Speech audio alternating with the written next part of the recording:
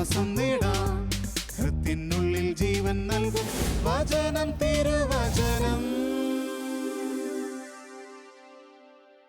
പ്രിയമുള്ളവരെ, കർത്താവായ യേശുക്രിസ്തുവിൽ വിശ്വസിക്കുവിൻ, നീയും നിൻ്റെ കുടുംബവും രക്ഷ പ്രാപിക്കും. അപ്പോസ്തല പ്രവർത്തനം 16-ാം അധ്യായത്തിൻ്റെ 31 മുതലുള്ള വാക്യങ്ങളാണ് നമ്മൾ കാണുന്നത്. കർത്താവായ യേശുക്രിസ്തുവിൽ വിശ്വസിക്കുവിൻ, നീയും നിൻ്റെ കുടുംബവും രക്ഷ പ്രാപിക്കും. അപ്പോസ്തല പ്രവർത്തനം 4-ാം അധ്യായം 12-ാം വാക്യത്തിൽ പറയുന്നു, ആകാശത്തിന് കീഴിൽ മനുഷ്യർക്ക് രക്ഷയ്ക്കായി മറ്റൊരു നാമവുമില്ല യേശുക്രിസ്തുവിൻ്റെതല്ലാതെ. പ്രിയമുള്ളവരെ, എന്താണ് യേശുക്രിസ്തുവിൽ വിശ്വസിക്കുക എന്ന് പറയുന്നത്? നമ്മളിന്ന് ഈ വചന ശുശ്രൂഷയിൽ നമ്മൾ ധ്യാനിക്കുന്നത് അതാണ്, യേശുക്രിസ്തുവിൽ വിശ്വസിക്കുക. അനേക മക്കൾ, പ്രത്യേകിച്ച് ആത്മീയ സമൂഹത്തെ എത്രമാത്രം യേശുവിൽ രൂപാന്തരപ്പെടുത്തിയെന്ന് നമ്മൾ കാണുന്നുണ്ട്. ഒരുപക്ഷെ ഇതിനു മുൻപുണ്ടായിരുന്ന പല തലമുറയിലും നമ്മുടെ കാരണവന്മാർക്കൊക്കെ സാധിക്കാത്ത പല കാര്യങ്ങളും ഇന്ന് അൽമേയർ ചെയ്യുന്നു. കാരണം ഞാൻ അൽമേയർ എന്ന് പറഞ്ഞത് അൽമേയ സമൂഹം സഭയിൽ കൂടുതലുള്ളത് കൊണ്ടാണ്. എത്രയോ പേര് വചനപ്രഘോഷകരായി മാറി, എത്രയോ പേര് ആതുര ശുശ്രൂഷകളും മറ്റും നിർവഹിക്കുന്നു. തങ്ങളുടെ കുടുംബവും കുടുംബസമേതം അനേകർ സമൂഹത്തിൻ്റെ പാർശ്വവൽക്കരിക്കപ്പെട്ട ദരിദ്രരെയും വൃദ്ധജനങ്ങളെയും മാതാപിതാക്കൾ നഷ്ടപ്പെട്ടവരെയും ആലംബഹീനരെയും ഒക്കെ അന്വേഷിച്ചിറങ്ങിയിരിക്കുന്നു. ഏതെല്ലാം തരത്തിലുള്ള കാര്യങ്ങൾ നമുക്ക് കാണാൻ സാധിക്കും കേരളത്തിൽ. കഴിഞ്ഞ 1-2 വർഷങ്ങളിൽ കേരളത്തിലുടനീളം ഒന്ന് സന്ദർശിക്കുവാനും വളരെയധികം സെൻറ്ററുകൾ കാണുവാനും ഇടയായപ്പോഴാണ് ദൈവത്തിൻ്റെ കാരുണ്യം മനുഷ്യഹൃദയത്തിൽ വന്നപ്പോൾ എന്തുമാത്രം കാരുണ്യ പ്രവർത്തികളാണ് കേരളത്തിൽ ആരംഭിച്ചിരിക്കുന്നത്. കേരള സഭയെ സംബന്ധിച്ചിടത്തോളം പറഞ്ഞാൽ ഈ കരിസ്മാറ്റിക് നവീകരണത്തിൻ്റെ ഏറ്റവും വലിയൊരു ഔട്ട്പുട്ട് എന്ന് പറയുന്നത് അതാണ്. ഒത്തിരി മനുഷ്യർ തങ്ങളുടെ ജീവിതത്തിൽ വേണമായിരുന്നു സ്വന്തം കുടുംബവും നോക്കി മക്കളെ നോക്കി ജീവിച്ചാൽ മതിയായിരുന്നു. ഇതിപ്പോഴേ എല്ലാം ജോലിയും എല്ലാം ഉപേക്ഷിച്ച് ഇവരെ ശുശ്രൂഷിക്കുവാനും അവർക്ക് വേണ്ടി ജീവിക്കാനും അവരോട് ഒത്തു കിടക്കാനും അവരോടൊത്ത് ചരിക്കാനും തയ്യാറായ ധാരാളം മനുഷ്യരെ കാണാനിടയായി. മറ്റ് ജീവിതാന്തസ്സിലേക്ക് വന്നില്ല എന്നല്ല, സിസ്റ്റേഴ്സിൻ്റെയൊക്കെ കോൺവെൻറ്റുകളിലോ അല്ലെങ്കിൽ വൈദികർ നടത്തുന്ന സന്യാസ സ്ഥാപനങ്ങളിലോ ഇടവകകൾ വൈദികരുടെ ഇടയിലോ വന്നില്ല എന്നല്ല ഞാൻ പറഞ്ഞതിനർത്ഥം. പക്ഷേ ഇതിനു മുമ്പ് ഉണ്ടാവാത്ത വണ്ണം അൽമേയരുടെ ഇടയിൽ ഈ ഉണർവിന് കാരണമായത് വ്യക്തിപരമായി യേശുക്രിസ്തുവിനെ കണ്ടുമുട്ടിയ ധാരാളം മനുഷ്യരുണ്ടായി എന്നുള്ളതാണ്. വ്യക്തിപരമായി യേശുക്രിസ്തുവിനെ കണ്ടുമുട്ടിക്കഴിഞ്ഞാൽ പിന്നീട് അവിടുന്ന് നമ്മൾ ചലിക്കാൻ തുടങ്ങുന്നു. പൗലോസ്ലീഹ വളരെ വ്യക്തമായും പറയുന്നുണ്ട്. ഇതാ യേശുക്രിസ്തുവിനെ കണ്ടുമുട്ടിയിരിക്കുന്ന ചില വ്യക്തികളെക്കുറിച്ച് പൗലോസ്ലീഹ പറയുമ്പോൾ കൊളോസ്സോസ് ലേഖനത്തിൽ അത് പറയുന്നുണ്ട്. അവിടുന്ന് പറയുകയാണ്, കർത്താവിന് യേശുക്രിസ്തുവിനെ നിങ്ങൾ സ്വീകരിച്ചിരിക്കുന്നതിനാൽ അവനിൽ ജീവിക്കുവിൻ. അവനിൽ വേരുറപ്പിക്കപ്പെട്ടും പണിതുയർത്തപ്പെട്ടും നിങ്ങൾ സ്വീകരിച്ച വിശ്വാസത്തിൽ ദൃഢത പ്രാപിച്ചും കൊണ്ട് അനർഗളമായ കൃതജ്ഞതാപ്രകാശനത്തിൽ മുഴുകുവിൻ. ക്രിസ്തുവിന് യോജിക്കാത്ത പ്രപഞ്ചത്തിൻ്റെ മൂലഭൂതങ്ങൾക്കും മാനുഷിക പാരമ്പര്യത്തിനും മാത്രം ചേർന്നതുമായ വ്യർത്ഥ പ്രലോഭനത്തിനും തത്വചിന്തയ്ക്കും ആരും നിങ്ങളെ ഇരയാക്കാതിരിക്കട്ടെ. ദൈവത്വത്തിൻ്റെ പൂർണ്ണത മുഴുവൻ അവനിൽ മൂർത്തീഭവിച്ചിരിക്കുന്നു. എല്ലാ ആധിപത്യങ്ങളുടെയും അധികാരങ്ങളുടെയും ശിരസായ അവനിലാണ് നിങ്ങളും പൂർണ്ണത പ്രാപിച്ചിരിക്കുന്നത്. അവനിൽ നിങ്ങളും പരിച്ഛേദന സ്വീകരിച്ചിരിക്കുന്നു. കൈകളാൽ നിർവഹിക്കപ്പെടുന്ന പരിച്ഛേദനമല്ല, ശരീരത്തിൻ്റെ അധമവാസനകളെ നിർമ്മാർജ്ജനം ചെയ്യുന്ന ക്രിസ്തുവിൻ്റെ പരിച്ഛേദനം. ജ്ഞാനസ്നാനം വഴി നിങ്ങൾ അവനോടൊപ്പം സംസ്കരിക്കപ്പെട്ടു. മരിച്ചവരിൽ നിന്ന് ഉയർപ്പിച്ച ദൈവത്തിൻ്റെ പ്രവർത്തനത്തിലുള്ള വിശ്വാസം നിമിത്തം അവനോടുകൂടെ ഉയർപ്പിക്കപ്പെടുകയും ചെയ്തിരിക്കുന്നു. പ്രിയമുള്ളവരെ, യേശുക്രിസ്തുവിനെ കണ്ടുമുട്ടിയ പല വ്യക്തികളും ഉദ്ധിതനായ ക്രിസ്തുവിൻ്റെ ശക്തി ധരിച്ചിരിക്കുന്നത് നമുക്ക് കാണാൻ സാധിക്കും. ചിലർ മദ്യപാനത്തിന് അടിമകളായിരുന്നു, എന്തിനധികം മദ്യഷാപ്പ് നടത്തിക്കൊണ്ടിരുന്നവരുണ്ടായിരുന്നിരിക്കാം. ജീവിതത്തിലെ സ്വാർത്ഥതയിൽ മാത്രം തൻകാര്യം മാത്രം നോക്കി ജീവിച്ചിരുന്നവരെ അനേക മനുഷ്യർ മറ്റുള്ളവരുടെ ഇടയിലേക്ക് ജീവിക്കാൻ തുടങ്ങിയതിൻ്റെ രഹസ്യം ഒരു ഏകസ്ഥൻ എന്ന നിലയിൽ ഇങ്ങനെയൊക്കെ വന്ന മനുഷ്യരോടൊത്ത് സഹകരിക്കാനും സഹവസിക്കാനും ഒക്കെ ഇടയായപ്പോൾ ഞാൻ എൻ്റെയും അതുപോലെ തന്നെ അവരിലും കടന്നു വന്ന യേശു രക്ഷകൻ എന്ന നിലയിൽ അവരിൽ എങ്ങനെ കടന്നു വന്നു കണ്ടതിൻ്റെ പശ്ചാത്തലത്തിലാണ് ഇന്നിത് പങ്കുവയ്ക്കാൻ പോകുന്നത്. പ്രിയമുള്ളവരെ, യേശുക്രിസ്തുവിനെ സ്വന്തം ജീവിതത്തിൽ രക്ഷിതാവുന്നാഥനുമായി സ്വീകരിക്കാൻ സാധിക്കുക. കർത്താവായ യേശുക്രിസ്തുവിൽ വിശ്വസിക്കുക, നാം രക്ഷ പ്രാപിക്കും. എന്താണ് വിശ്വസിക്കുക എന്ന് പറഞ്ഞാൽ അർത്ഥം? കർത്താവിനെ പ്രത്യേകിച്ച് 2000 വർഷങ്ങൾക്ക് മുമ്പ് കാൽവരി മലയുടെ നെറുകയിൽ 3 ആണികളിൽ തൂങ്ങി മരിച്ച മനുഷ്യൻ ഇന്ന് എനിക്ക് ആരാണെന്ന് എൻ്റെ ഹൃദയം മന്ത്രിക്കുന്നു. അതാണ് വാസ്തവത്തിൽ യേശുവിനെ രക്ഷകനായി സ്വീകരിക്കാൻ ഒരാൾക്കുണ്ടാകേണ്ട ഒന്നാമത്തെ കാര്യം. പൗലോസ്ലീഹ ഇത് അനുഭവിച്ചറിഞ്ഞ ആളാണ്. അതുകൊണ്ടാണ് അദ്ദേഹം റോമാലേഖനത്തിൻ്റെ 8-ാം അധ്യായത്തിൽ പറയുകയാണ്, ആകയാൽ യേശുക്രിസ്തുവിനോട് ഐക്യപ്പെട്ടിരിക്കുന്നവർക്ക് ശിക്ഷാവിധിയില്ല. അവനിലുള്ള ജീവാത്മാവിൻ്റെ നിയമം നിന്നെ പാപത്തിൻ്റെയും മരണത്തിൻ്റെയും ആധിപത്യത്തിൽ നിന്ന് മോചിപ്പിച്ചിരിക്കുന്നു. അതായത് ശരീരത്താൽ ദുർബലമാക്കപ്പെട്ട നിയമത്തിന് അസാധ്യമായത് ദൈവം ചെയ്തു. പാപകരമായ ശരീരത്തിൻ്റെ സാദൃശ്യത്തിൽ തൻ്റെ പുത്രനെ അയച്ചുകൊണ്ട് പാപത്തിന് ശരീരത്തിൽ ശിക്ഷ വിധിച്ചു. ഇത് ശരീരത്തിൻ്റെ പ്രവണതകൾക്കനുസരിച്ച് ജീവിക്കാതെ ആത്മാവിൻ്റെ പ്രചോദനമനുസരിച്ച് ജീവിക്കുന്ന നമ്മളിൽ നിയമത്തിൻ്റെ അനുശാസനം പൂർണ്ണമാകാൻ വേണ്ടിയാണ്. പ്രിയമുള്ളവരെ, കർത്താവ് ശരീരം ധരിച്ച് ഈ ഭൂമിയിൽ വന്നത് എന്നെയും നിങ്ങളെയും പാപത്തിൻ്റെ അടിമത്തത്തിലായ നമ്മുടെ ജഡത്തെ അതിൽ നിന്നും വിമുക്തരാക്കി തൻ്റെ ഉത്ഥാനം ചെയ്ത ശരീരം പോലെ തേജസ്സുറ്റതും മഹത്വപൂർണ്ണതുമായതും ആക്കാൻ വേണ്ടിയാണ്. അപ്പോൾ അതിന് അപ്രകാരം യേശു നമ്മളെ രക്ഷിച്ചുവെന്ന് ബോധ്യപ്പെടണമെങ്കിൽ 2000 വർഷങ്ങൾക്ക് മുമ്പ് തങ്കച്ചൻ്റെ പാപം യേശുക്രിസ്തുവിൻ്റെ മേൽ പിതാവ് ചുമത്തി. അവൻ എൻ്റെ പാപത്തിൻ്റെ ശിക്ഷ ഏറ്റെടുത്തു. അവൻ്റെ മേൽ കർത്താവ് സകലവിധ ശിക്ഷകളും ചുമത്തി. മാത്രമല്ല, ഞാൻ പാപത്താൽ മൃതരായിരുന്നു, അതിന് പകരം തൻ്റെ പുത്രനെ മരണത്തിന് വിട്ടുകൊടുത്തു അവിടുന്ന്. അങ്ങനെ എനിക്ക് നിത്യജീവൻ തന്നു. ഇത് ഒരു വ്യക്തി ആശയം എന്ന നിലയിൽ നിന്നും ഒരു അനുഭവം എന്ന തലത്തിലേക്ക് വരുമ്പോൾ ആ വ്യക്തിയുടെ ജീവിതം പുതിയ സൃഷ്ടിയാകും. അതാണ് 2 കൊറിന്ത്യർ 5:17 അവിടെ നിന്ന് പറയുന്നുണ്ടല്ലോ, യേശുക്രിസ്തുവിലായിരിക്കുന്നവൻ പുതിയ സൃഷ്ടിയാണ്. മാത്രമല്ല, ഗലാത്യ ലേഖനം 6-ാമത്തെ അധ്യായം 15-ാം വാക്യത്തിലും പറയുന്നുണ്ട്, പരിച്ഛേദനം സ്വീകരിക്കുന്നതോ സ്വീകരിക്കാതിരിക്കുന്നതോ അല്ല കാര്യം, മറിച്ച് ഒരു പുതിയ സൃഷ്ടിയാകുക എന്നാണ് കാര്യം. പത്രോസ്ലീഹ അത് വളരെ മനോഹരമായി പറഞ്ഞു. പത്രോസ്ലീഹയുടെ 1-ാമത്തെ ലേഖനം 4-ാമത്തെ വാക്യത്തിൽ ഇങ്ങനെ പറയുന്നു, പിതാവായ ദൈവം നമ്മോട് കാണിച്ച കാരുണ്യാതിരേകത്താൽ യേശുക്രിസ്തുവിൻ്റെ കാൽവരിയിലെ യാഗവും ഉത്ഥാനവും വഴി നമ്മെ സജീവമായ പ്രത്യാശയിലേക്കും സ്വർഗത്തിൽ നമുക്കായി ഒരുക്കിയിരിക്കുന്ന അക്ഷയവും കളങ്കരഹിതവും ഒളിമങ്ങാത്തതുമായ ഒരു അവകാശത്തിലേക്ക് നമ്മളെ വീണ്ടും ജനിപ്പിച്ചിരിക്കുന്നു. ഈ വീണ്ടും ജനനത്തിൻ്റെ അനുഭവത്തിലേക്ക് കടന്നു വരുമ്പോഴാണ് വാസ്തവത്തിൽ ഒരുത്തൻ യേശുവിനെ രക്ഷിതാവുന്ന അതിന് ആയി സ്വീകരിച്ചു എന്ന് പറയാൻ സാധിക്കുന്നത്. നമുക്കറിയാമല്ലോ, യോഹന്നാന്റെ സുവിശേഷം 3-ാം അധ്യായത്തിൻ്റെ 3 മുതലുള്ള വാക്യങ്ങളിലെ കർത്താവ് നിക്കോദെമോസിനോട് പറഞ്ഞുവല്ലോ, നീ വീണ്ടും ജനിക്കുന്നില്ല എങ്കിൽ ദൈവരാജ്യത്തിൽ പ്രവേശിക്കുക സാധ്യമല്ലെന്ന്. അപ്പോൾ യേശുക്രിസ്തു ഇവിടെ വന്നത് ദൈവരാജ്യം സ്ഥാപിക്കുവാനാണ്. കർത്താവിലൂടെ ദൈവരാജ്യം ഉദ്ഘാടനം ചെയ്തു. അവിടുന്ന് തന്നെ തൻ്റെ ദൗത്യം ആരംഭിച്ചപ്പോഴേ തന്നെ പറഞ്ഞല്ലോ, ദൈവരാജ്യം സമീപിച്ചിരിക്കുന്നു, അനുദപിച്ച് സുവിശേഷത്തിൽ വിശ്വസിക്കുവിൻ എന്ന് പറഞ്ഞുകൊണ്ടാണല്ലോ മർക്കോസിൻ്റെ സുവിശേഷം 1-ാം അധ്യായത്തിൻ്റെ 15-ാം വാക്യം അവിടെ നിന്ന് ആരംഭിക്കുന്നത്. പ്രിയമുള്ളവരെ, ദൈവരാജ്യത്തിലേക്ക് തിരിയുവാൻ മനുഷ്യമക്കളെ പ്രാപ്തമാക്കുന്നത് യേശുക്രിസ്തുവിലുള്ള വിശ്വാസമാണ്. കർത്താവ് എനിക്ക് എന്തെങ്കിലും സാധിച്ചു തന്നു എന്നതല്ല, അതിനേക്കാൾ ഉപരിയായി യേശുക്രിസ്തുവിലൂടെ നിറവേറിയ യേശുവിൻ്റെ കുരിശിലെ മരണത്തിൻ്റെ അർത്ഥം എന്താണ്, യേശു ഉത്ഥാനം ചെയ്തതിൻ്റെ അർത്ഥം എന്താണ്, ഇതെൻ്റെ ഹൃദയത്തിൽ വിശ്വസിക്കാൻ സാധിച്ചാൽ നമ്മളെല്ലാവരും പുതിയ വ്യക്തികളായി തീരുകയാണ്. പ്രിയമുള്ളവരെ, യേശുക്രിസ്തുവിൻ്റെ കാൽവരിയിലെ യാഗം എങ്ങനെയാണ് നമ്മളെ വിമോചിപ്പിച്ചതെന്ന് എഫേസ്യസ് ലേഖനം 2-ാം അധ്യായത്തിൽ പൗലോസ് വ്യക്തമാക്കുന്നുണ്ട്. എഫേസ്യസ് ലേഖനത്തിൻ്റെ 2-ാം അധ്യായത്തിൽ ഇങ്ങനെ പറയുന്നത്, ഇപ്രകാരമാണ് പറയുന്നത്, അപരാധങ്ങളും പാപങ്ങളും മൂലം ഒരിക്കൽ നിങ്ങൾ മൃതരായിരുന്നു. അന്ന് ഈ ലോകത്തിൻ്റെ ഗതി പിന്തുടർന്നും അനുസരണക്കേടിൻ്റെ മക്കളിൽ പ്രവർത്തിക്കുന്ന അരൂപിയായ അന്തരീക്ഷ ശക്തികളുടെ അധീശന്മാരെയും അനുസരിച്ചുമാണ് നിങ്ങൾ ജീവിച്ചിരുന്നത്. അനുസരണക്കേടിൻ്റെ ഈ മക്കളോടൊപ്പം ഒരു കാലത്ത് നമ്മളും ശരീരത്തിൻ്റെയും മനസ്സിൻ്റെയും ഇഷ്ടം സാധിച്ചുകൊണ്ട് ജഡമോഹങ്ങളിൽ ജീവിച്ചിരുന്നു. നമ്മളും മറ്റുള്ളവരെ പോലെ സ്വഭാവേന ക്രോധത്തിൻ്റെ മക്കളായിരുന്നു.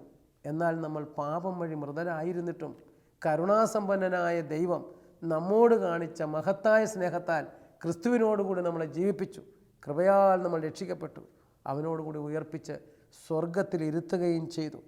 ഇത് അവിടുന്ന് യേശുക്രിസ്തുവിൽ നമ്മോട് കാണിച്ച കാരുണ്യത്താൽ വരാനിരിക്കുന്ന കാലങ്ങളിൽ തൻ്റെ അപരിമേയമായ കൃപാസമൃദ്ധിയെ വ്യക്തമാക്കുവാനാണ് ഇപ്രകാരം ചെയ്തത്. വിശ്വാസം വഴി കൃപയാലാണ് നിങ്ങൾ രക്ഷിക്കപ്പെട്ടത്. അത് നിങ്ങൾ നേടിയെടുത്തതല്ല, ദൈവത്തിൻ്റെ ദാനമാണ്. അപ്പോൾ യേശുക്രിസ്തുവിനുള്ള വിശ്വാസം വഴി ദൈവകൃപ നമ്മളിലേക്ക് കടന്നു വരുന്നു. അതുവഴിയാണ് നമുക്ക് രക്ഷയുടെ അനുഭവത്തിലേക്ക് കടന്നു വരാൻ സാധിക്കുന്നത്. ഞാൻ ഓർക്കുകയാണ്, ഒരു ഏകസ്ഥ ജീവിതം നയിക്കുവാൻ തീരുമാനിച്ചിരുന്ന ഞാൻ ജീവിതത്തെ തന്നെ ചിട്ടപ്പെടുത്തുകയും ക്രമപ്പെടുത്തുകയും ജീവിക്കാൻ തുടങ്ങി ഏതാണ്ട് ഒരു 18 വയസ്സ് മുതൽ. അന്ന് എല്ലാ ദിവസവും പള്ളിയിൽ പോവുക, 15 ദിവസത്തിലൊരിക്കൽ കുമ്പസാരിക്കുക, ഞായറാഴ്ച ദിവസം കർത്താവിന് വേണ്ടി മാറ്റിവെക്കുക. മാത്രമല്ല, പിയോസിൻ്റെ ബൈബിൾ ആദ്യം ഇറങ്ങിയപ്പോൾ ഒറ്റയിരിപ്പിനിരുന്ന് പിയോസിൻ്റെ പുതിയ നിയമം മാത്രമല്ല ആദ്യം ഇറങ്ങിയത്. അന്ന് ഒറ്റ ഇരിപ്പിനിരുന്ന് മത്തായിയുടെ സുവിശേഷം 1-ാം അധ്യായം മുതൽ വെളിപാട് വരെ വായിച്ച ശേഷമാണ് ബൈബിൾ താഴെ വെച്ചത്. അത്രമാത്രം തീക്ഷ്ണതയോടെ ഇതൊക്കെ അറിയണമെന്നുള്ള ആഗ്രഹമുണ്ടായിരുന്ന ഒരാൾ 1981 ഒരു നവീകരണ ധ്യാനത്തിന് കടന്നു ചെന്നപ്പോൾ 5 പ്രാവശ്യം ബൈബിൾ വായിച്ച് തീർത്ത ശേഷം ചെന്ന ആളാണ് ഞാൻ. പക്ഷേ ഒരിക്കൽ പോലും ഒരു ബൈബിളിലെ വാക്യം എവിടെ കിടക്കുന്നത് എനിക്കറിയില്ല പറയാൻ. ഒരു വാക്യം ആരെങ്കിലും പറഞ്ഞാൽ അത് ഏത് അധ്യായമാണെന്ന് അറിയത്തില്ല, അധ്യായം പറഞ്ഞാൽ വാക്യം ഏതാണെന്ന് അറിയത്തില്ല. എന്തിനധികം 5 പ്രാവശ്യം ബൈബിൾ വായിച്ചിട്ടും ചില പുസ്തകങ്ങൾ പോലും കണ്ടുപിടിക്കാൻ അറിയില്ല ബൈബിൾ വായിക്കാൻ. ആ രീതിയിലായിരുന്നു ഞാൻ. നവീകരണ ധ്യാനത്തിന് കടന്നു ചെന്നപ്പോഴാണ് എനിക്ക് മനസ്സിലായത്, ഈ പറഞ്ഞ അനുഷ്ഠാനങ്ങളും ആചാരങ്ങളും ഒക്കെ മുറ തെറ്റാതെ പള്ളിയിൽ പോയാൽ കൈകൂപ്പി പിടിക്കുമ്പോൾ എങ്ങനെയായിരിക്കണം എൻ്റെ ആക്ഷൻ എന്ന് പോലും എനിക്ക് നിർബന്ധമുണ്ട്. വിരലുകൾ വലിയ ഈ വിരലുകൾ ക്രോസ് ആകൃതിയിലിരിക്കണം, ഇതിങ്ങനെ ഇരിക്കണം, ഇതൊക്കെ എനിക്ക് നിഷ്ഠയുള്ള ഒരാളാണ്. പ്രിയമുള്ളവരെ, ആ ധ്യാനത്തിൽ വെച്ചാണ് എനിക്ക് മനസ്സിലായത് എൻ്റെ പ്രവൃത്തികളോ എൻ്റെ ആചാരാനുഷ്ഠാനങ്ങളോ അല്ല. എന്തിനധികം ഞാൻ വിശ്വസിച്ചിരുന്നു, ഞാൻ അന്ന് മത്തായിയുടെ സുവിശേഷം 25-ാമത്തെ അധ്യായത്തിലെ 25-ാം അധ്യായത്തിലെ അന്ത്യവിധി, ആ അന്ത്യവിധിയെക്കുറിച്ച് ഞാൻ മത്തായിയുടെ സുവിശേഷത്തിൽ കണ്ടു. അതെന്നെ വളരെയധികം സ്വാധീനിച്ചു. കാരണം എന്താണെന്ന് പറഞ്ഞാൽ, ഞാൻ രോഗിയായിരുന്നു, നീ എന്നെ വന്ന് കണ്ടു. ഈ കാര്യങ്ങൾ എന്നെ ഏറെ സ്വാധീനിച്ചു. 31 മുതലുള്ള വാക്യങ്ങൾ, മത്തായി 25-31 മുതലുള്ള വാക്യങ്ങൾ അവിടെ പറയുന്നുണ്ടല്ലോ, അവരെ തമ്മിൽ വേർതിരിക്കും, അവൻ ചെമ്മരിയാടുകളെ തൻ്റെ വലതുവശത്തും കോലാടുകളെ ഇടതുവശത്തും നിർത്തും. അനന്തരം രാജാവ് തൻ്റെ വലത്ത് ഭാഗത്തുള്ളവരോട് പറയും, എൻ്റെ പിതാവിനാൽ അനുഗ്രഹിക്കപ്പെട്ടവരെ, വരുവിൻ, നിങ്ങൾക്കായി ഒരുക്കി രാജ്യം അവകാശപ്പെടുത്തുവിൻ. എന്തെന്നാൽ എനിക്ക് വിശന്നു, നിങ്ങൾ ഭക്ഷിക്കാൻ തന്നു, എനിക്ക് ദാഹിച്ചു, നിങ്ങൾ കുടിക്കാൻ തന്നു, ഞാൻ പരദേശിയായിരുന്നു, നിങ്ങൾ എന്നെ സ്വീകരിച്ചു, ഞാൻ നഗ്നനായിരുന്നു, നിങ്ങൾ എന്നെ ഉടുപ്പിച്ചു, ഞാൻ രോഗിയായിരുന്നു, നിങ്ങൾ എന്നെ സന്ദർശിച്ചു, ഞാൻ കാരാഗൃഹത്തിലായിരുന്നു, നിങ്ങൾ എൻ്റെ അടുക്കൽ വന്നു. അപ്പോൾ നീതിമാന്മാർ പറയും, കർത്താവെ, നിന്നെ വിശക്കുന്നവനായി ഞങ്ങൾ കണ്ട ആഹാരം നൽകിയത് എപ്പോഴാണ്? അപ്പോഴാണ് കർത്താവ് പറയുന്നത്, ഈ ചെറിയവരിൽ ഒരുവൻ ചെയ്തപ്പോഴെല്ലാം എനിക്ക് തന്നെയാണ് ചെയ്തത്. ഇതെന്നെ ഏറെ സ്വാധീനിച്ചു. അപ്പോൾ ഞാൻ വിൻസെൻ്റ് പോൾ സൊസൈറ്റി മെമ്പറായിട്ട് ചേർന്നു. വിൻസെൻ്റ് പോൾ സൊസൈറ്റിയുടെ ഞായറാഴ്ച ദിവസം വിൻസെൻ്റ് പോൾ സൊസൈറ്റിയുടെ പ്രവർത്തനങ്ങൾ, ഞായറാഴ്ച അന്നൊക്കെ ഞങ്ങളുടെ ഇവിടെ ഓലമേഞ്ഞ പെരകളായിരുന്നു ഞങ്ങളുടെ നാട്ടിലെ. എവിടെ ഓലമേഞ്ഞ പെര ചോരാറായി നിൽക്കുന്നുവോ അവിടെ ചെന്ന് ചോദിക്കുമ്പോൾ ഓലയ്ക്ക് കാശില്ലെന്ന് പറഞ്ഞാൽ കോൺഫറൻസിൽ നിന്ന് കാശ് സംഘടിപ്പിക്കുന്നു. ആ ഞായറാഴ്ച ദിവസം ആ പെര മേഞ്ഞ് കൊടുക്കുന്നു. ഒരുവിധപ്പെട്ട പെരയൊക്കെ മേയാനായിട്ട് എനിക്ക് വളരെ നിഷ്പ്രയാസം സാധിക്കുമായിരുന്നു. അതോടൊപ്പം തന്നെ ബുധനാഴ്ച ദിവസം മെഡിക്കൽ കോളേജിൽ പോവുക, മെഡിക്കൽ കോളേജിൽ ആശുപത്രി കിടക്കുന്നവരും ബൈസ്റ്റാൻഡ് ഇല്ലാത്ത രോഗികളോട് കൂടെ നിന്ന് അവരെ ശുശ്രൂഷിക്കുക, വീടുകളിൽ രോഗികളെ കാണുക, ഇങ്ങനെയൊക്കെയുള്ള കാര്യങ്ങളിൽ വളരെ തീക്ഷ്ണതയോടെ പ്രവർത്തിച്ച് വന്നപ്പോഴേ എനിക്ക് തോന്നി സ്വർഗ്ഗത്തിൽ പോകാനുള്ള വഴി ഇതാണെന്ന്. ഓരോ സൽപ്രവൃത്തി ചെയ്യുമ്പോഴും ഞാൻ പതുക്കെ വളരാൻ തുടങ്ങി. അവസാനം ഗൃഹജ്യോതി എന്ന് പറയുന്ന പരിപാടി മാരാരിക്കുളം പഞ്ചായത്തിൻ്റെ, എൻ്റെ പഞ്ചായത്താണ് മാരാരിക്കുളം പഞ്ചായത്ത്, ആ പഞ്ചായത്തിൻ്റെ അന്നത്തെ 10-ാം വാർഡിൽ ഇത് ഗവൺമെൻറ് നടപ്പാക്കിയപ്പോൾ എൻ്റെ വാർഡാണ്. അവിടെ ഏതാണ്ട് 160ഓളം വീടുകൾക്ക് വയറിങ് ചെയ്ത് കൊടുക്കാനായിട്ട് അതും മറ്റുള്ളവരോട് ചേർന്ന് അതും ചെയ്യാനായിട്ട് ഓടി. ഒപ്പം ഏതാണ്ട് 6,300 രൂപയുടെ ഒരു ലോൺ അനുസരിച്ച് ഒരു ഭവന പദ്ധതി വന്നപ്പോൾ വീട് വയ്ക്കാൻ പോവുക, ഇങ്ങനെ നാട്ടുകാർക്ക് ചെയ്യാവുന്ന സർവീസൊക്കെ ചെയ്ത് ഓടി നടന്ന് അതിലൊക്കെ സന്തോഷിച്ചിരുന്ന ഞാൻ. എന്നാൽ ഞാൻ അറിയാതെ തന്നെ ഈ ചെയ്തുകൊണ്ടിരുന്ന അവസരത്തിൽ എന്നിലൊരു അറിയാതെ തന്നെ ഒരു സ്പിരിച്വൽ പ്രൗഡ് എന്നിൽ കടന്നുകൂടി. ഞാൻ എവിടെ നോക്കിയാലും ഞാൻ മാത്രമാണ് നല്ലവൻ, വേറെ മറ്റാരിലും നന്മ കാണാൻ പറ്റുന്നില്ല എനിക്ക്. പലപ്പോഴും അഭിമന്യ പിതാവ് വന്ന് കുർബാന ചൊല്ലുന്ന സമയത്ത് പോലും ബൈബിൾ വായിക്കാൻ വികാരിച്ച് തുറന്നു കൊടുക്കുകയാണെങ്കിൽ ഞാൻ അവിടെ നിന്ന് ചിന്തിക്കും, ശുശ്രൂഷിക്കപ്പെടുവാനല്ലേ ശുശ്രൂഷിക്കുവാനാണ് വന്നത് എന്ന് പറഞ്ഞ് ക്രിസ്തുവിൻ്റെ ഈ ശിഷ്യന് എന്ത് സംഭവിച്ചു? കൈയുടെ കുഴയൊടിഞ്ഞു പോവുക സ്വന്തമായിട്ട് ബൈബിൾ തുറന്നാൽ. എന്നാൽ കുർബാന കഴിയുമ്പോഴേ പിതാവ് ഇറങ്ങി വരുമ്പോൾ ആദ്യം മോതിരം മുത്തുന്നതും തങ്കച്ചൻ തന്നെ. ഞാനറിയാതെ എന്നിലൊരു സ്പ്ലിറ്റ് പേഴ്സണാലിറ്റി വളരുവാൻ തുടങ്ങി. അതിനേക്കാൾ ഉപരിയായിട്ട് ഏത് സൽപ്രവൃത്തി ചെയ്യുമ്പോഴും മറ്റുള്ളവരോട് കമ്പയർ ചെയ്തുകൊണ്ട് I am okay, they are not okay. ഞാനിപ്പോഴും ഓർക്കുന്നു, മെഡിക്കൽ കോളേജിലെ ഒരു ഭാര്യ നിന്ന് ഛർദ്ദിക്കുന്നു. ഞാൻ എന്ത് പറ്റി? അത് എൻ്റെ ഭർത്താവിൻ്റെ മൂക്കിൽ നിന്ന് വരുന്ന ദുർഗന്ധം സഹിക്കാൻ പറ്റുന്നില്ല. വിരോധമില്ലെങ്കിൽ ഞാൻ ശുശ്രൂഷിച്ചോളാം. അവരെ പുറത്തിറക്കി ആ സെല്ലിലേക്ക് കയറിയിരുന്ന് അയാളുടെ മൂക്കിൽ നിന്ന് വരുന്ന കഫമൊക്കെ വലിച്ചെടുക്കുമ്പോഴൊക്കെയുള്ള ദുർഗന്ധം അവിടെയൊക്കെ വരുമ്പോൾ ഞാൻ പറഞ്ഞു, ഞാൻ രോഗിയായ ആശുപത്രിയിൽ കിടന്നു, ദുർഗന്ധം വമിച്ച് നീ എന്നെ ശുശ്രൂഷിച്ചു എന്നൊക്കെ പറഞ്ഞുകൊണ്ട് തങ്കച്ചൻ അന്ന് വളരെ അഭിമാനത്തോടെ നോക്കിയിരിക്കുമ്പോഴാണ് അതിലെ ഒരു വൈദികനും ഒരു പേരും കൂടെ വന്നിട്ട് അമ്മയോട് വാദിക്കുന്നു, ഓടുന്നു. ഉടനെ ഞാൻ പറയും, ഇവർക്കൊക്കെ എന്ത് ബോധം, ഇവർക്കറിയാമോ സ്വർഗത്തിൽ പോകണമെങ്കിൽ ഇതൊക്കെ വേണമെന്ന്. എപ്പോഴും ഏത് കാര്യത്തിനും മറ്റുള്ളവരെ എന്നേക്കാൾ മോശം ഞാൻ മാത്രം, അയാം ഓക്കെ, ഈ ഒരു തലത്തിൽ നിൽക്കുമ്പോഴാണ് ധ്യാനം കൂടുന്നത്. ധ്യാനം കൂടാൻ അവിടെ ചെന്നപ്പെട്ടോ 29 പേര് ആലപ്പുഴ മാർക്കറ്റ് വാർഡിലുള്ള പിള്ളേരാണ്. എല്ലാത്തിനെയും ഓടിച്ചിട്ട് പിടിച്ച് കൊണ്ടുവന്ന് ധ്യാനം കയറ്റിയതാണ്. 29ാമൻ ഞാനാണ്. അവിടെയും ഒരു സൽപ്രവൃത്തി എനിക്കൊരു അവസരം കിട്ടി. കാരണം അവിടെ ഒരു തളർവാദ രോഗി ഉണ്ടായിരുന്നു. ആ രോഗിയുടെ ഭാര്യ പറഞ്ഞു, കുഞ്ഞിന് മുല കൊടുക്കണം, അതുകൊണ്ട് ഇദ്ദേഹത്തെ ധ്യാനകാളിലേക്ക് കൊണ്ടുവന്ന് കിടത്താനും ഭക്ഷണം വാരി കൊടുക്കാനും ആരെങ്കിലും ഉണ്ടായിരുന്ന കൊള്ളായിരുന്നു. ഞാൻ പറഞ്ഞു, ഞാൻ ഏറ്റിരിക്കുന്നു, പൊക്കളാൻ പറഞ്ഞു. രാവിലെ വന്ന് 2-ന് പോകുമ്പോൾ എല്ലാം ശരിയാക്കാമെന്നവർ പറഞ്ഞു. അവർ രണ്ടാമത്തെ ദിവസം രാവിലെ വന്നപ്പോൾ അദ്ദേഹം കുളിച്ച് മിടുക്കനായി ഡ്രസ്സൊക്കെ മാറിയിരിക്കുന്നു. എന്നോട് ചോദിച്ചാൽ ആരാ ഇത്? ഞാൻ ഇതൊക്കെ ഞാൻ ചെയ്യാം, എനിക്കതൊക്കെ ഇഷ്ടമുള്ള കാര്യമാണ് എന്ന് പറഞ്ഞ് അവിടെയും സൽപ്രവൃത്തി ചെയ്തുകൊണ്ടിരുന്ന ആളാണ്. ധ്യാനത്തിന് 3-ാം ദിവസം എല്ലാവരും കുമ്പസാരിച്ചു, ഞാൻ മാത്രം കുമ്പസാരിച്ചില്ല. അച്ഛൻ വിളിപ്പിച്ചു, എന്താണോ കുമ്പസാരിക്കാത്തത്? അച്ഛൻ വിചാരിക്കുന്ന പോലെയല്ല, ഞാൻ ചെറുപ്പം മുതലേ ഒരു വിശുദ്ധനാകാൻ ആഗ്രഹിക്കുന്ന ആളാണ്. ഞാൻ ഇതൊക്കെ ചെയ്യുന്നുണ്ട്, ഇന്ന കാര്യങ്ങൾ ചെയ്യുന്നുണ്ട്. ഞാൻ എല്ലാം ഞായറാഴ്ച തോറും കർത്താവിൻ്റെ വ്യാപൃതനാകും. പരീക്ഷയാണെങ്കിൽ പോലും തലേദിവസം ഞായറാഴ്ചയാണെങ്കിൽ അന്ന് പഠിക്കുന്ന വിഷയമില്ല. കർത്താവിൻ്റെ ദിവസം കർത്താവിന് വേണ്ടി മാറ്റി വെച്ചിരിക്കുന്ന ആളാണ്. ദിവസവും കുർബാനയ്ക്ക് സ്വീകരിക്കും. 15 ദിവസത്തിലൊരിക്കലാണ് കുമ്പസാരിക്കുന്നത്. ഇപ്പോൾ 7 ദിവസം അയാൾ കുമ്പസാരിച്ചിട്ട് 8 ദിവസം കഴിഞ്ഞിട്ട് എനിക്ക് കുമ്പസാരിക്കത്തുള്ളൂ. അച്ഛൻ പറഞ്ഞു താൻ പ്രത്യേക ജീവിയാണെന്ന് പറഞ്ഞു വിട്ടു. പക്ഷെ ഞാൻ പറയും, അടുത്ത ദിവസം ക്ലാസ് എടുക്കാൻ ഒരു ചെറുപ്പക്കാരൻ കടന്നു വന്നപ്പോൾ എനിക്കറിയാം പല ഗ്യാങ് കൂടി അടിയുണ്ടാക്കുക. ഞാൻ വ്യക്തിപരമായി ആദ്യത്തെ വാക്യം എന്നെ സ്പർശിച്ചത് ഇതാണ്. ആദ്യമായിട്ട് ബൈബിൾ വാക്യം സ്പർശിക്കുന്ന അവൻ്റെ വായിൽ നിന്ന് ആ ബ്രദറിൻ്റെ വായിൽ നിന്ന് വന്നതാണ്. അദ്ദേഹം പറഞ്ഞു, ദൈവത്തിൻ്റെ വചനം സജീവവും ഊർജ്ജസ്വലവുമാണ്. അത് ഇരുതല വാളിനേക്കാൾ മൂർച്ചയുണ്ട്. അത് ആത്മാവിലും ചേതനയിലും സന്ധിബന്ധങ്ങളിലും തുളച്ചു കയറും. മനുഷ്യ ഹൃദയത്തിൻ്റെ വിചാരങ്ങളും വികാരങ്ങളും വിവേചിക്കുന്നതാണെന്ന് പറഞ്ഞു. ആദ്യം എന്നെ അങ്ങ് സ്പർശിച്ചു. അതിനുശേഷം അദ്ദേഹം എല്ലാവരെയും നോക്കുന്നത് കണ്ടു. ഞാൻ നോക്കിയപ്പോൾ എനിക്കൊരിക്കലും മനുഷ്യരുടെ മുഖത്ത് നോക്കി സംസാരിക്കാനുള്ള സ്വാതന്ത്ര്യമില്ല. ഞാനൊരു 15 പേരടങ്ങുന്ന സംഘടനയിൽ പോലും ചേർന്ന് സെക്രട്ടറി സ്ഥാനം ഒരാഴ്ച കൊണ്ട് രാജിവെച്ച പാർട്ടിയാണ്. കാരണം അവിടെ നിന്ന് വായിക്കാനുള്ള സ്വാതന്ത്ര്യമില്ലായിട്ട്. ഈ ആൾ ഇവിടെ നിന്ന് പ്രസംഗിക്കുന്നു, മുഖത്ത് നോക്കുന്നു. അവസാനം അദ്ദേഹം പറഞ്ഞു, ഞാൻ വ്യക്തിപരമായി യേശുക്രിസ്തുവിനെ രക്ഷിതാവും നാഥനുമായി സ്വീകരിക്കുന്നതിന് മുമ്പ് എൻ്റെ ജീവിതത്തിലെ BC എന്തായിരുന്നു നിങ്ങൾക്ക് അറിയണമെങ്കിൽ നിങ്ങളോട് പറയാൻ എനിക്ക് സമയമില്ലാത്തതുകൊണ്ട് എനിക്ക് ജോലിക്ക് പോകാനുള്ളത് കൊണ്ട് ഈ ഇരിക്കുന്ന തങ്കച്ചനെ ഞാൻ ചുമതലപ്പെടുത്തുന്നു എന്ന് പറഞ്ഞ് അദ്ദേഹം പോയി. ഞാൻ ഓടിച്ചെന്നു, ബ്രദർ അങ്ങനെ സുവിശേഷം പ്രസംഗിക്കുന്നതിനായി. ഉടനെ ബ്രദർ പറഞ്ഞു, തങ്കച്ച, നീതിമാന്മാർക്കല്ല പാപികൾക്കാണ് യേശുവിനെ കൊണ്ട് ആവശ്യം. അപ്പം ഞാൻ നിങ്ങളൊക്കെ ചെയ്ത പാവപ്രവൃത്തി ചെയ്തിട്ട് വേണം ഇനി സുവിശേഷം പ്രസംഗിക്കാൻ. അദ്ദേഹം പറഞ്ഞു, തങ്കച്ച, എനിക്ക് നിനക്ക് പറഞ്ഞു തരാൻ അറിയത്തില്ല. ഞാൻ നിന്നെ ചെറുപ്പകാലം മുതൽ നീ ബൈബിളും പിടിച്ച് നടക്കുന്നവനായിട്ടാണ് നിന്നെ ഞാൻ കണ്ടിരിക്കുന്നത്. അതുകൊണ്ട് ഞാൻ അച്ഛനോട് പറയും. അവിടെ ചെന്നപ്പോൾ അച്ഛൻ പറഞ്ഞു, മകനെ, നീ സുവിശേഷം പ്രസംഗിക്കും. ഒരു കാര്യം, നിനക്ക് യേശുക്രിസ്തുവിനോട് ഒരു കൂറുള്ള സ്നേഹം ഉണ്ടാക്കണം. യേശുക്രിസ്തുവിനോട് കൂറുള്ള സ്നേഹം. എന്താ വെച്ചാൽ അതിൻ്റെ കാരണം, 2000 വർഷങ്ങൾക്ക് മുമ്പ് കാൽവരി മലയുടെ നെറുകയിൽ 3 ആണികളിൽ തൂങ്ങി മരിച്ച മനുഷ്യൻ അസ്ഥികൾ എണ്ണുവാൻ തക്കവണ്ണം അവൻ്റെ മാംസകണങ്ങൾ ചിഹ്നഭിന്നമാകുമാറ് അടിയേറ്റത് നിനക്ക് വേണ്ടിയാണെന്ന് നീ ഹൃദയത്തിൽ വിശ്വസിച്ചാൽ തീർച്ചയായിട്ടും നിനക്ക് സുവിശേഷം പ്രസംഗിക്കാൻ സാധിക്കും. അച്ഛാ, അതെൻ്റെ പ്രോബ്ലമാണ് അച്ഛൻ. ഞാൻ വളരെ നാളായിട്ട് അസ്വസ്ഥമാകുന്നൊരു കാര്യമാണ്. ഇടവകയിൽ ആരാധന വായനക്കാരനാണ് ഞാൻ. ആരാധന വായിക്കുമ്പോൾ വളരെ ഭക്തിപുരസരം വായിക്കും. ആളുകൾക്ക് കേട്ടിരുന്ന വളരെ ഇമ്പം ഉണ്ടാകുന്ന രീതിയിൽ, അതായത് ഭക്താത്മാവ് എന്നൊക്കെ പറഞ്ഞ് അഭിനയിച്ചുകൊണ്ടങ്ങ് വായിക്കാൻ തുടങ്ങും. എന്നിട്ട് യേശുവിൻ്റെ പൂങ്കാവനത്തിലെ ധ്യാനവും കർത്താവിൻ്റെ രക്തം വിയർക്കുന്നതും ഒക്കെ ഞാനങ്ങ് വായിച്ച് കരയും.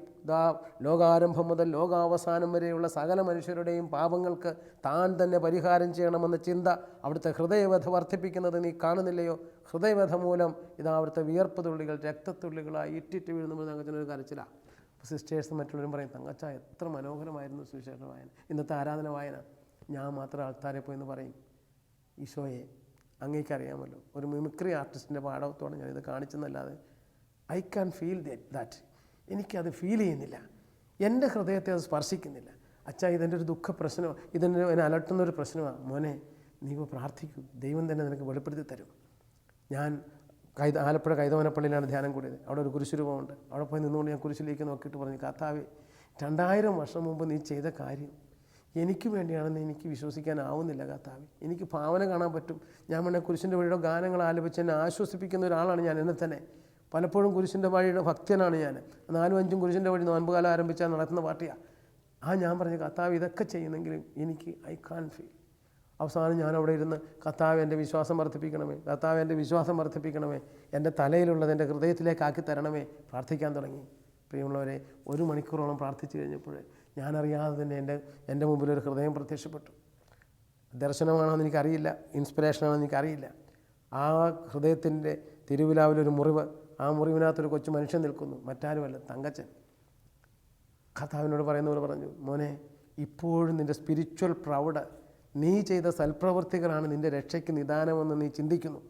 നീ അതുകൊണ്ട് ദൈവത്തെക്കാൾ അധികമായി നിന്നെ തന്നെ പ്രൊജക്റ്റ് ചെയ്യുന്നു. നീ സ്വാർത്ഥനും അഹങ്കാരിയുമായി മാറുന്ന അറിയുന്നില്ല എന്നൊക്കെ പറഞ്ഞ് ഇങ്ങനെ വരാൻ തുടങ്ങി. അവിടുന്ന് എൻ്റെ കഴിഞ്ഞകാല ജീവിതം മുഴുവൻ സ്ക്രീനിലൂടെ വന്നു. ഓടിപ്പോയി അച്ഛൻ്റെ അടുത്ത് നിന്ന് വാവിട്ട് കരഞ്ഞുകൊണ്ട് ഓടിച്ചെന്ന് പറഞ്ഞാൽ, അച്ഛാ, എനിക്കൊന്ന് കുമ്പസാരിക്കണം. 1.25 മണിക്കൂർ നീണ്ടു നിന്ന് കുമ്പസാരത്തിന് ശേഷം തിരിച്ചു വന്നു. പ്രിയമുള്ളവരെ, അന്നു മുതൽ ഇന്ന് വരെ എൻ്റെ കർത്താവിന് വേണ്ടി എനിക്ക് എൻ്റെ കർത്താവ് എന്നെ സ്നേഹിച്ചതിന് പ്രതിസ്നേഹമായി എൻ്റെ ജീവിതത്തെ എറിഞ്ഞു കൊടുക്കാൻ സാധിച്ചു. കാരണം ഒരു ഏകസ്ഥനം എന്ന നിലയിൽ ജീവിച്ചതുകൊണ്ട് എനിക്ക് വളരെ സന്തോഷം തോന്നി. മാത്രമല്ല, ഞാൻ കുമ്പസാരിക്കാതിരുന്നപ്പോൾ അമ്മച്ചിമാർ പ്രാർത്ഥിച്ചു എനിക്ക് വേണ്ടി. അവർ പ്രാർത്ഥിച്ചിട്ട് എടുത്ത മെസ്സേജ് ഇതായിരുന്നു. അമ്മച്ചിമാർ പ്രാർത്ഥിച്ചിട്ട് പറഞ്ഞു, അവർ ബൈഹാർട്ട് പറഞ്ഞു, ഒരമ്മച്ചി ചുമ്മാ എന്ന് വിളിച്ചു പറയാം, കാവാലത്തുള്ളൊരമ്മച്ചി. അമ്മച്ചി പറയാണ്, എൻ്റെ മകനെ, നീ യേശുക്രിസ്തുവിൻ്റെ കൃപാവരത്തിൽ നിന്ന് ശക്തി സ്വീകരിക്കുക. എന്നെ കൂടെ അനേകം സാക്ഷികളുടെ മുൻപിൽ വെച്ച് എന്നിൽ നിന്നും കേട്ടവ മറ്റുള്ളവരെ കൂടെ പഠിപ്പിക്കുവാൻ കഴിവുള്ള വിശ്വസ്തരായ ആളുകൾക്ക് പകർന്നു കൊടുക്കുക. സൈനിക സേവനത്തിൽ ഏർപ്പെട്ടിരിക്കുന്ന പടയാളി തന്നെ സൈന്യത്തിൽ ചേർത്ത ആളിൻ്റെ ഇഷ്ടം നിറവേറ്റാനുള്ളതിനാൽ മറ്റു കാര്യങ്ങൾ തലയിടാറില്ല. വരുന്ന ക്ലേശങ്ങളെല്ലാം സന്തോഷപൂർവ്വം സഹിക്കുക. നിങ്ങൾക്കറിയാമോ, അന്നു മുതൽ എൻ്റെ കർത്താവിൻ്റെ ജീവിതത്തിലേക്ക് വന്നു. ഹൈറേഞ്ച് ചെന്ന് കഴിഞ്ഞിട്ട് വണ്ടി ഒരു പുതിയ സൃഷ്ടിയായ പോലെ എനിക്ക് തന്നെ തോന്നി. ഞാൻ നടക്കുന്ന ഭൂമി, ഒരു ഉറുമ്പിനെ കണ്ടാൽ ദൈവത്തെ സ്തുതിക്കണം, കാട്ടാനയെ കണ്ടാൽ ദൈവത്തെ സ്തുതിക്കണം, വനത്തിലെ എന്ത് സംഭവം കണ്ടാലും ദൈവത്തെ സ്തുതിക്കണം. ഈ ഒരു പരുവം മാത്രമല്ല, 5:30 മണി വരെ ഒരു തീപ്പെട്ടി കമ്പനിയിൽ ജോലി ചെയ്തിട്ട് 13 കിലോമീറ്റർ നടന്ന് പാണ്ടിപ്പാറ പോകും. അവിടെ പോയി സുവിശേഷം കൊടുത്തിട്ട് രാത്രി 2 മണിക്ക് തിരിച്ചു വരും. എന്തിനധികം നാരാക്കാലം എന്ന് പറയുന്ന സ്ഥലത്തൊരിക്കലെ അമ്മച്ചിമാരെയൊക്കെ വിളിച്ചു കൂട്ടി അന്ന് ധ്യാനം തുടങ്ങി. വൈകുന്നേരം 6:30 മണിക്ക് തുടങ്ങുന്ന ധ്യാനം രാത്രി 4 മണിയാകുമ്പോൾ ഞങ്ങൾ പിരിച്ചു വിടും. എന്നിട്ട് പിന്നെയും പിറ്റേ ദിവസം ചെല്ലും. 3 ദിവസം അടുപ്പിച്ച് 3 ടീമിന് വെളുക്കുന്നവരെ പ്രസംഗം. ഇങ്ങനെ പലപ്പോഴും പല രാത്രികളിലും ഓടാൻ തുടങ്ങി. ഞാൻ പറയും, അന്ന് മുതൽ ഇന്ന് വരെ കേരളത്തിലുടനീളം ഓടുന്നതിൻ്റെ പിന്നിൽ എന്നെ പ്രേരിപ്പിക്കുന്ന ഒരു പ്രേരക ശക്തി എൻ്റെ കർത്താവ് എനിക്ക് വേണ്ടി മുറിഞ്ഞു, എനിക്ക് വേണ്ടി തകർന്നു, എൻ്റെ പകരക്കാരനായി എനിക്ക് വേണ്ടി മരിച്ചു. അവൻ്റെ മരണം എനിക്ക് ജീവൻ തന്നു. അവൻ്റെ ഉത്ഥാനം എന്നെ സ്വർഗത്തിന് അവകാശിയാക്കി. പ്രിയമുള്ളവരെ, യേശുക്രിസ്തുവിൽ വിശ്വസിക്കുന്ന ഏതൊരു വ്യക്തിയും തിരിച്ചറിയേണ്ട ഒരു സത്യമാണ്, അവൻ്റെ മരണം എന്നെ പാപത്തിൽ നിന്ന് മോചിപ്പിച്ചു. അവൻ്റെ പീഡാസഹനം എൻ്റെ പാപത്തിന് പരിഹാരമായി. അവൻ്റെ മരണം എന്നെ നിത്യജീവനിലെത്തിച്ചു. അതുകൊണ്ട് ഞാൻ സ്വർഗത്തിന് അവകാശിയാണ്, ഞാൻ സ്വർഗത്തിൻ്റെ പുത്രനാണ്. ഈ ഭൂമിയിൽ വക്രം നിറഞ്ഞതും വഴിപിഴച്ചതുമായ തലമുറകളുടെ ഇടയിലെ ഒരു കുറ്റമറ്റ ദൈവപൈതലായി ജീവിക്കുവാനുള്ള തീരുമാനമെടുക്കാൻ യേശുക്രിസ്തുവിനെ സ്വന്തം ജീവിതത്തിൽ സ്വീകരിക്കുക. എന്തൊക്കെ ഉപേക്ഷിച്ചാലും 100 ഇരട്ടിയായിട്ട് അവൻ പ്രതിഫലം തരും. ഞാൻ ഏകസ്ഥനം എന്ന നിലയിൽ ഒരു പക്ഷേ വിവാഹം വേണമെന്ന് വെച്ചു. മാതാപിതാക്കൾ എല്ലാവരേക്കാൾ അധികമായി കർത്താവിൻ്റെ കാര്യത്തിൽ ഓടി. പക്ഷേ എൻ്റെ കർത്താവ് കേരളത്തിലെന്നല്ല, കേരളത്തിന് വെളിയിലും അനേകം പേരെ സഹോദരങ്ങളായും മാതാപിതാക്കളായും തന്നു. പണം, എൻ്റെ സമ്പാദ്യം, ഇപ്പോഴെനിക്ക് കിട്ടുന്ന പൈസ പോലും ഞാൻ ചിലപ്പോൾ ജനങ്ങൾക്ക് കൊടുത്തുനിന്ന് വരാം. അത് വരുമ്പോഴും എൻ്റെ ആവശ്യങ്ങൾ വരുമ്പോൾ എല്ലാം കർത്താവ് മനോഹരമായിട്ട് നയിക്കുന്നു.